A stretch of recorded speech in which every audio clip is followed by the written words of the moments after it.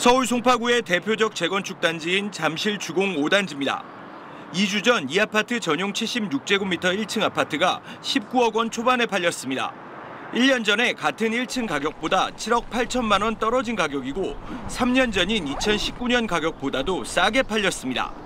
근처 아파트들도 3년 전보다 비슷하거나 낮은 가격에 매물이 여럿 나와 있습니다. 워낙 단지가 이제 크다 보니까 급매물 수도 이제 상대적으로 다른 지역보다 이제 많기 때문에 실거래 하락 가격으로 이제 체결되지 않는가 싶습니다.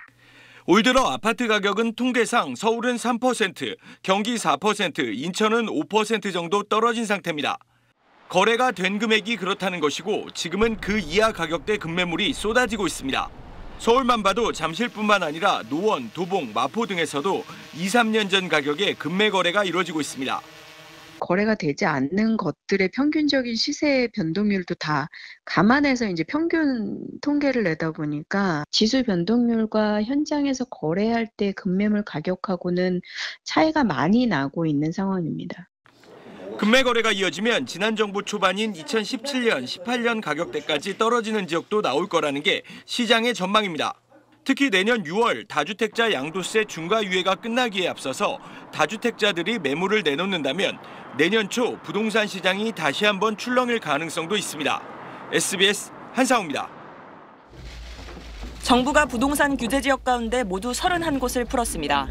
인구가 300만에 육박하는 인천, 100만인 수원, 50만인 김포, 안양 등 경기도 대부분 지역과 세종이 포함됐습니다. 주택 거래가 급감하면서 시장이 급격히 얼어붙는 건 경제에 좋지 않다고 판단한 겁니다. 수도권이 전반적으로 27주 연속 집값이 하락하고 거래가 급감하면서 실수요자들의 정상적인 주택 거래마저 어려워지고 이제 부동산 규제 지역은 서울과 이곳 경기도 광명, 그리고 과천, 하남, 성남 수정구와 분당구만 남게 됐습니다. 이번 조치로 규제 지역에 따라붙었던 대출 제한 등 각종 제약이 같이 풀렸습니다. 아파트를 분양받고 최대 5년까지 못 팔도록 했던 전매 제한도 없어졌습니다. 정부는 규제 지역에도 완화 대책을 내놨습니다. 다음 달 1일부터 집값이 15억 원 넘는 주택에 담보대출을 다시 내주기로 한 겁니다.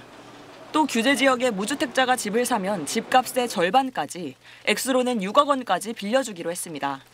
하지만 이번 조치로 바로 거래가 되살아나기는 힘들 걸로 내다보는 전문가들이 다수입니다. 바닥이 확인되기 전엔 집을 사겠다는 사람이 많지 않을 거란 겁니다. 고금리에 대한 부담이 시장과 수요 심리를 이제 자극하고 있는 상황이기 때문에 시장의 투자 심리가 크게 살아나고 거래가 활성화되기는 여전히 어려울 것으로 보여집니다.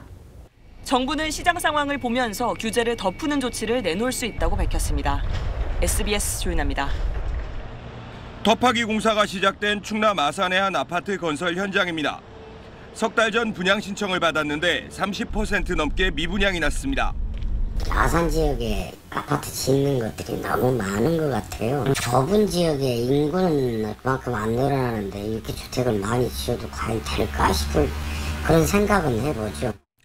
부동산 개발 사업은 2018년 2,600여 건에서 2020년 4,400여 건으로 2배 가깝게 폭증했습니다. 부동산 사업은 시행사가 금융기관에서 돈을 빌려 땅을 사고 사업을 시작하면 공사를 맡은 건설사들이 이 돈에 보증을 서는 식으로 진행됩니다. 전국에 이런 대출이 113조 원 깔려 있는데 분양이 잘 될 때는 문제가 없었지만 부동산 경기가 꺾이고 미분양이 늘자 문제가 터졌습니다. 한 사업장에서 자금이 막히면 건설사 전체가 흔들리는 지경입니다. 겁먹은 금융회사들이 최고 24%까지 이자를 높이면서 한 대기업 건설사는 계열사에서 1조 1천억 원이 넘는 자금을 긴급 수혈하기까지 했습니다. 그래서 정부가 미분양 사업에도 추가로 5조 원까지 보증을 서주겠다고 나섰지만 근본 대책은 아니란 지적이 나옵니다. 정부가 아무리 돈을 풀고 그건 단기적인 대응책에 불과한 것이고 수도권도 지금 위험한데 지방은 더 위험할 거고요. 부동산 매입에 대한 수요를 늘려주는 수밖에 없어요, 지금은. 사업성을 너무 따지면 원활한 지원이 어렵고 쉽게 보증을 서줬다간 부실을 더 키울 위험을 동시에 갖고 있습니다. SBS 한상우입니다.